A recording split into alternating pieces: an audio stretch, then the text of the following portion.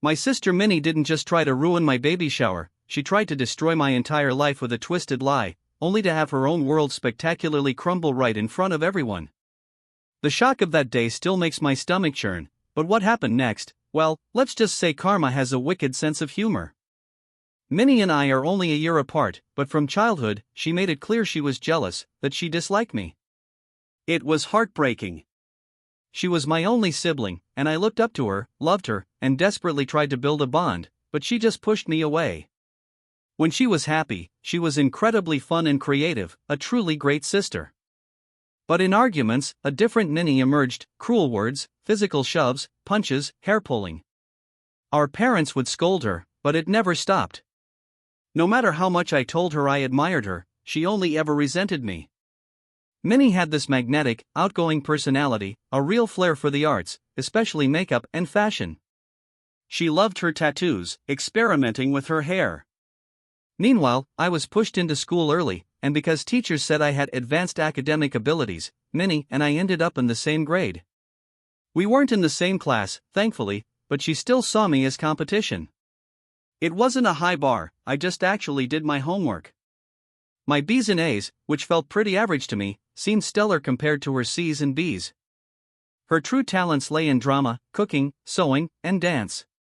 I eventually fell in love with the violin, French, and Korean, thanks to my mom's encouragement. Minnie, however, was immersed in school drama. That's where things took a dark turn. She got kicked off the team after discovering her boyfriend cheating with another girl from the department. Minnie didn't just get mad, she exploded. She beat up the girl and set her bag on fire. It was scandalous. Our parents had to talk to the principal and compensate the girl, but Minnie had to repeat 11th grade and was grounded until she turned 18. Her relationship with our parents was shattered for years, their disappointment was a heavy cloud. Then there was Derek. My longest relationship, 6 months, and guess why it ended? Minnie. Every time I had a decent relationship, she'd try to sabotage it. Derek and I were getting serious, talking about meeting parents. The night before, he blocked me everywhere: phone, messages, Facebook. Everywhere. I was utterly bewildered, reeling. The only way to talk was face to face, so I showed up uninvited at his house. He looked shocked to see me, stumbled over his words, and finally admitted the truth: Minnie had contacted him. She'd spun these elaborate, terrible stories about my alleged past, painting me as a monster. I was mortified, absolutely devastated. Minnie had told him I was talking to other guys, sending inappropriate pictures to friends while we were together. My blood ran cold hearing those lies. I tried to explain, to refute every vile accusation, but Derek just looked confused, heartbroken. "Why would your own sister lie about something so serious?" he asked, and my stomach dropped. I poured out my heart, explaining her lifelong jealousy, her history of messing up my relationships, but the damage was done. He couldn't trust me, or rather, he couldn't deal with the drama of my troublesome sister. I understood, because honestly, if I had a choice, I wouldn't be related to her either. Heartbroken, I confronted Minnie. After a shouting match that echoed through the house, she finally admitted it. She was insecure and jealous because I always dated good-looking guys. She hated that it was always easy for me. She declared I was too good for Derek, and that's why she invented those lies. My parents were furious, reprimanding her, but she didn't care. She got what she wanted. Derek and I were over.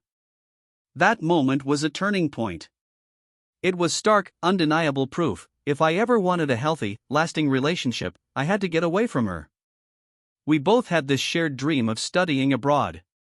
Minnie, despite her potential, ended up pursuing computer science locally, following our dad's advice. I saw that and knew I couldn't let my parents dictate my future. I worked myself to the bone, chasing scholarships. Financial constraints held me back at first, so I started university locally in my chosen major. But after a year, the hunger for something more, something away from Minnie, was still there. I kept searching, and finally, I secured a scholarship.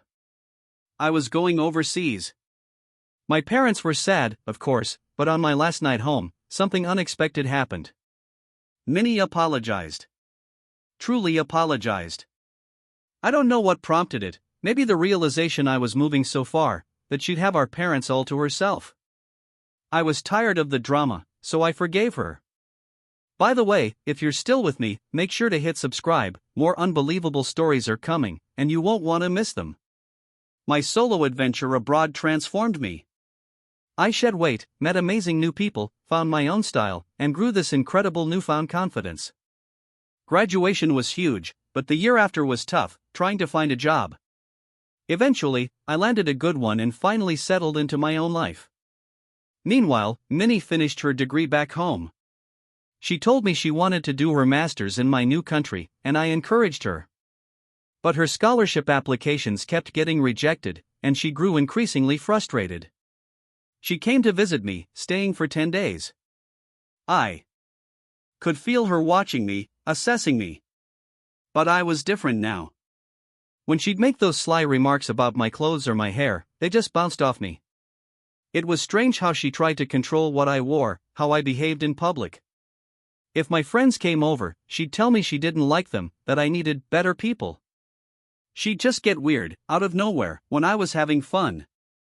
I took her to my office, a huge, impressive building, and excitedly told her about the amazing opportunities one was getting.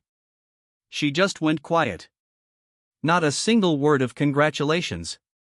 Instead, she shifted the conversation to herself, how she would love those opportunities, regretting her own choices.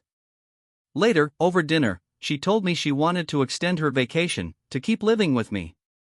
But I knew, deep down, I couldn't endure her judgment anymore. Gently, I told her it was best if she found new accommodations if she wanted to stay longer. I explained that she clearly had issues with me that she refused to address. That's when Minnie snapped.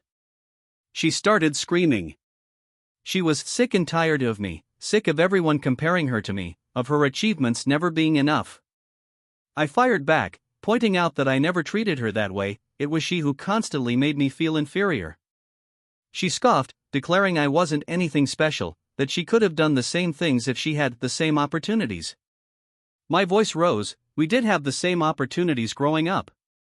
I decided to apply for universities here, worked my ass off for a scholarship, while you're failing to get one and somehow blaming me for your choices. That really set her off. She called me a spoiled brat, and then, the words that sliced through me, I wish you were never born. The air left my lungs. I just got up, locked myself in my room, and didn't come out. 2 days later, she flew back home without a single apology. I finally breathed in peace.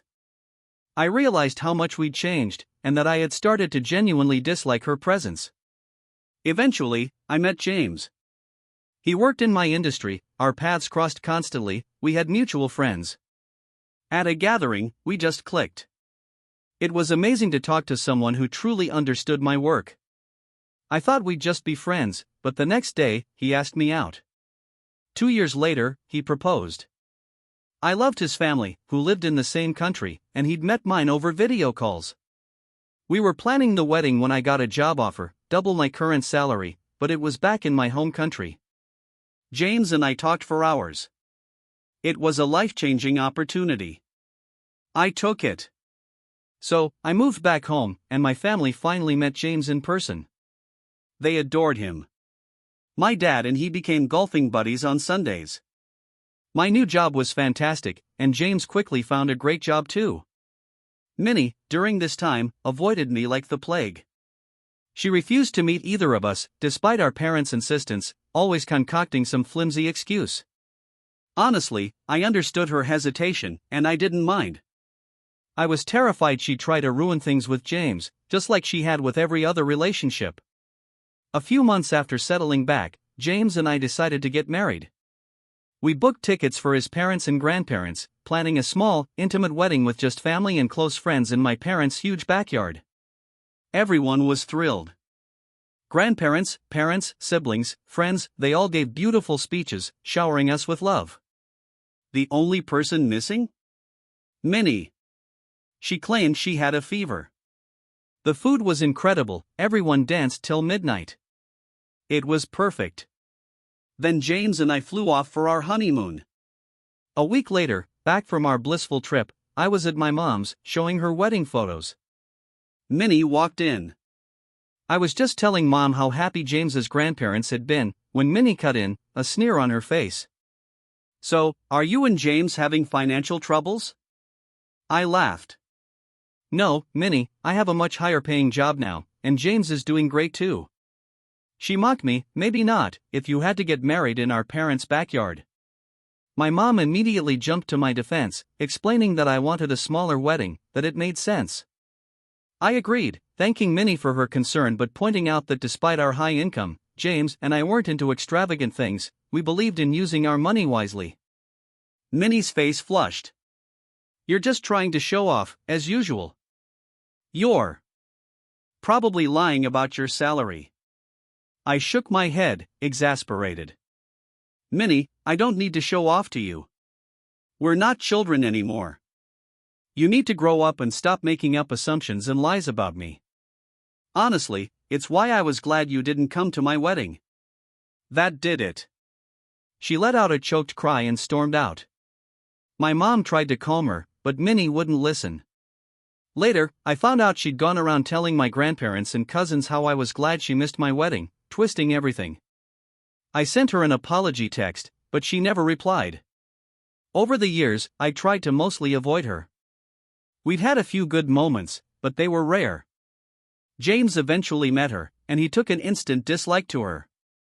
She'd constantly make fun of him, like how we both enjoyed Disney movies she found boring, and how it meant James might not be manly enough. I was deeply offended, and she eventually apologized to us both.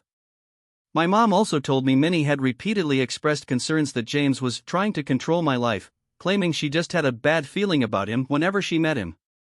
One day, my mom and Minnie came over for lunch. Minnie was complaining about her boyfriend, Larry. He'd moved in, lost his job 2 months later, and hadn't worked or paid a single bill since. I told her firmly, Minnie, you need to kick Larry out. He's clearly not contributing. Then, Minnie turned on me. Oh, so because you earn more than James, does that mean you should kick him out? I bristled. Minnie, while it's true I earn more, James earns very well on his own. We both bring in income. He's not sitting around all day eating chips and playing games. My mom chimed in, reminding Minnie that James had even sacrificed his own career for me to take this high-paying job. Minnie got offended again. Men should always be the ones earning more. It's weird James is okay with this arrangement. I shot back, not every guy has a weak, fragile ego like all the men you've dated, Minnie. James loves me for who I am. She, of course, never listened. Despite Larry being jobless, they got married. We all saw his temper at the wedding when he got too drunk and started a random fight with a waiter. Minnie and his brothers had to restrain him.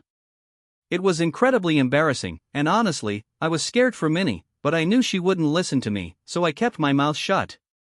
Over time, their fights escalated. Every time they argued, Larry would kick her out, and she'd end up sleeping at our parents' place. Our parents were worried, but Minnie refused to talk. Then, Larry's mother told us Minnie had cheated on Larry with a co-worker. They had a huge fight but decided to try marriage counseling. This year, something wonderful happened. I found out I was pregnant. James and I were over the moon.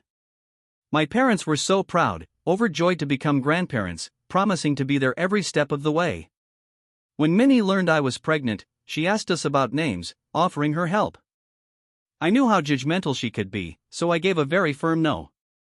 No names will be shared until the baby is born and official. Minnie strongly insisted this was a terrible idea, that we should discuss names with family to give the best name to our baby. I told her flat out, we don't want people interfering with our name choice. This is our baby, and we'll name it whatever we want. For the baby shower, I asked my mom to arrange everything. I trusted her implicitly, and planning isn't my strong suit. I also told her no gifts, as we didn't know the gender and I just wanted to catch up with friends and get motherhood tips. On the day, I was so happy. Mom had only invited my close friends, just what I wanted, and there were non-alcoholic drinks. I was having a fantastic time when Minnie walked in, wearing a shirt that screamed godmother-to-be. My eyes widened in pure horror. There was absolutely no way I was ever making her my baby's godmother. It was awkward, as she went around telling everyone how she'd always wanted to be a godmother, a conversation she had never once had with me. Later that afternoon, Mom invited James, my dad, and Larry to join us for the gender reveal. As James and I cut the cake together, we found out it was a boy. Tears streamed down my face as my friends hugged me, sharing in my joy. Then, Minnie stood up. "I have something very important to say," she announced, her voice cutting through the happy chatter. Everyone stopped, looking at her. She looked incredibly solemn, holding up a document. "Then," she declared, her voice dripping with fake gravity, "a few days ago, my name apparently went for a paternity test, and it turns out James is not the father of her baby." The room went silent. My husband, James, visibly recoiled, his face a mask of shock and hurt. He turned to me, his eyes pleading, "What's happening? Is this true?" I shook my head, utterly dumbfounded, staring at Minnie. My mother, with a fierce protective instinct, snatched the document from Minnie's hand. "What the hell are you doing, Minnie? Why are you making up such ridiculous things?" She pointed, "The mother's name isn't even hers." Minnie began to laugh, a smug, chilling sound. My friends looked at me, bewildered. She revealed her grand plan: she'd downloaded a fake paternity test from the internet. Her motive? To expose James for who he really was, claiming he was definitely abusive towards me. The entire room was in utter disbelief. "Are you insane, Minnie?" I yelled, my voice shaking. "My husband has never even raised his voice at me, let alone been abusive." She scoffed, launching into a tirade about how no man could be happy letting his partner earn more, how she'd suspected for a long time he was controlling, giving random, nonsensical examples. She concluded by pointing out James had gotten angry when she announced the paternity test. "He got angry," I screamed, my voice raw with fury, "because you publicly humiliated me and implied my child wasn't his. My husband has never abused me or locked me out of our house, Minnie. You're projecting." Minnie's face turned bright red with embarrassment. "I am so sick of your jealousy, Minnie. My entire life. And it's absolutely disgusting for you to turn my baby shower into this fiasco." I recounted to everyone present how she'd always done this, how she'd lied about me to my ex-boyfriends. Minnie stood there, utterly humiliated. My mother, her voice trembling with rage, told Minnie she had gone too far this time. Suddenly, Larry, Minnie's husband, who had been silent until this moment, stood up. In the midst of the awkward, tense silence, he walked right up to Minnie. To everyone's absolute shock, he handed her a stack of papers. The atmosphere shifted from discomfort to outright chaos. Minnie stared at him, bewildered. "What is this?" Larry's voice was calm, cutting through the silence like a knife. "The marriage counseling clearly isn't working for us, Minnie.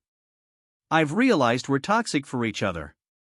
I've been contemplating divorce, and I was going to give you these tonight, at home. But since you enjoy making a scene, I can't bear to go back with you." He looked at her, his expression cold. "I'm done with you. And your drama." Then, he turned and walked out of the baby shower. An uneasy silence fell over the room. Larry's revelation hung heavy in the air. Guests exchanged awkward glances, utterly unsure how to react to the unexpected, brutal turn of events. Minnie stood there, stunned, speechless, the divorce papers clutched in her hands. Her pathetic attempt to overshadow my baby shower with her cruel antics had backfired in the most spectacular, unforeseen way. Instead of her having the last laugh, she was left facing the sudden, public unraveling of her own marriage. The once celebratory atmosphere now carried a heavy tension, my joyous occasion twisted into a somber, shocking affair. I knew, in that moment, I was done. I asked James to escort me out, and he readily agreed. I hugged my mother goodbye, and she promised to call me later. Minnie tried to come up to me, her face streaked with tears, stammering apologies, but I didn't even glance at her. I just walked away. Since then, my head has been reeling. As you can imagine, everyone is absolutely shocked. I've been getting calls non-stop. Some friends told me Minnie burst out crying after I left, and my parents kicked her out, refusing to listen to her. I feel a flicker of pity for her, seeing as she's now lost me, our parents, and her husband. I also feel a little bad about how I shouted at her, even though in that moment, it felt completely justified. Was I wrong for exposing her jealousy in front of everyone after she tried to pull that vile paternity test stunt? It's been a month since all that happened. I finally talked to my parents, and they agree, it's time for us to sever ties with Minnie permanently. She shows absolutely no remorse. In fact, she's gone around telling people I made a huge deal out of her prank and brought up her past in front of Larry, which prompted him to divorce her. But Larry has since talked with my parents. He apologized for how he treated Minnie in the past, but then came the truly shocking part. He told us the real reason he would kick Minnie out wasn't abuse on his part. Whenever they fought, she would punch and kick him in the face, leaving him feeling unsafe. My jaw dropped. I always thought Larry was the one at fault, but then he showed us pictures, a broken nose, a black eye. He was lucky he loved her enough not to go to the police, otherwise, Minnie would be in jail right now. It was clearly a toxic relationship, and honestly, I'm glad they're getting a divorce. My parents sat Minnie down and told her firmly, she was no longer welcome at their home, or mine. Minnie started with her usual waterworks, but Mom was so utterly furious after the baby shower stunt that she just exploded. She told Minnie if she ever came near me or my baby again, they would get a restraining order. They told her, in no uncertain terms, that she needed to see a psychiatrist because something was clearly not right in her head. Minnie, predictably, refused, claiming our parents were unfairly favoring me. James and I have blocked her from everywhere. We've even installed security cameras at our house, so if she ever shows up, I will involve the police.